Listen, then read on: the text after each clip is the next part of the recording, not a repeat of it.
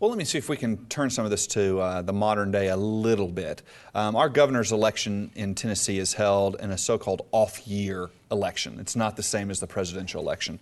Was this scheduled by design, or did this just evolve as the years went by? Yes, that was scheduled by design, that the governor's race would get our full attention in Tennessee if the candidates running for governor were not competing for news coverage with the candidates running for president and vice president. When the first Constitution of the state was created, we actually even had the elections in a different time of the year and in odd-numbered years rather than even-numbered years. But, of course, it seems to many people who moved to Tennessee from outside that we just have way too many elections here.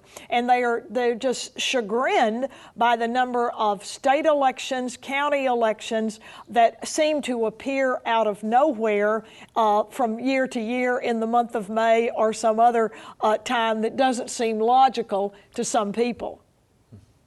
Well, let me continue to run with those ideas. We just saw recently governor's elections in Virginia and New Jersey, and those were seen as a bellwether. We're reflecting away from the trend of the Democrats over the Republicans. Is the Tennessee upcoming election likely to have some sort of national implications? I'm not sure if Tennessee will be seen as a swing state in that sense. Tennessee is generally regarded now as a fairly red state. Democrats can win statewide and locally, but they tend to be conservative Democrats. And so Tennessee, I believe most of the observers would expect the Republicans to be very strong in Tennessee in the upcoming election. And based on the field that's announced and is campaigning, I think that's probably the case. And another thing that will factor into some of that decision that the voters of Tennessee do make when they vote for governor is how well they perceive the economy of the state doing. Also, how badly the candidates bloody themselves up in the primary system. And I think watching the primaries is going to be a very interesting thing to see if the parties can pull themselves back together after they have had a strongly contested race within the primary in each party.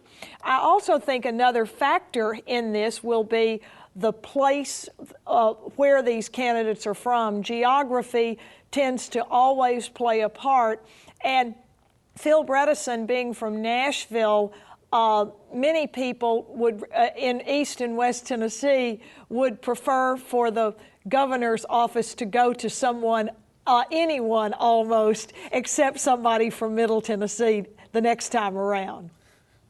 Well, in terms of bloodying themselves up, all of this year's candidates have listed the same campaign issues: the economy, education, healthcare, crime, guns.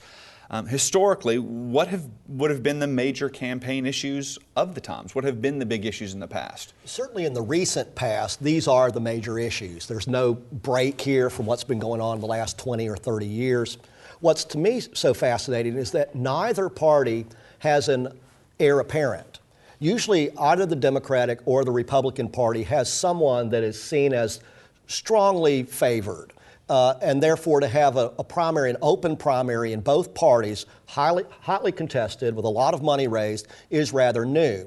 When we go back a little further, of course, taxes have always been an issue in Tennessee, whether it was McCord and the sales tax or going back to Sundquist and the possible income tax.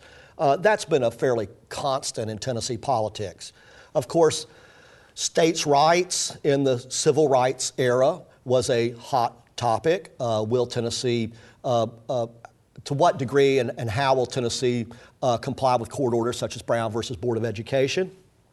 Prior to that, it's always been sort of a combination of social and economic issues. I think in Tennessee, like most states, bread and butter issues at the heart are the basis of who wins the elections. But there have been other social and issues, particularly prohibition, women getting the right to vote. As Carole said, there was a pattern in Tennessee for many years where what really mattered was the primary election, because the Democrats were normally going to win. but then the Democrats could be divided on an issue, and then that would open the door for a Republican. Today, it's much more evenly balanced, but the issues themselves are modernization of Tennessee, modernization of schools, modernization of the tax system. Those issues are fairly consistent. And many of the issues of the state really end up being much more a job that the legislature has more influence over than the governor. For instance, the roads in Tennessee have always been a high priority issue to voters, and yet the dispensing of that road money is generally something the legislature campaigns about. But what you're going to hear from all of the candidates is some fairly conservative social views that they do not support various things. You will hear no one saying they will support an income tax in Tennessee. Crime is an issue in some parts of the state, some of the urban places, and of course along with crime comes joblessness and really education. I mean, there are studies out that show that as much as 75% of the population of prisons are illiterate people who the education system failed first, and then they turn to crime. So I think we're going to hear a little bit about crime in addition to the big issue that is sort of related to crime, which is guns and where we can carry our guns. I think Republicans would like to nationalize the state race for governor. They would like to perhaps make it a referendum on the Democratic Congress, if not President Obama. But it may be difficult to do that. Okay. Well, I'd like to thank you both very much for joining us today.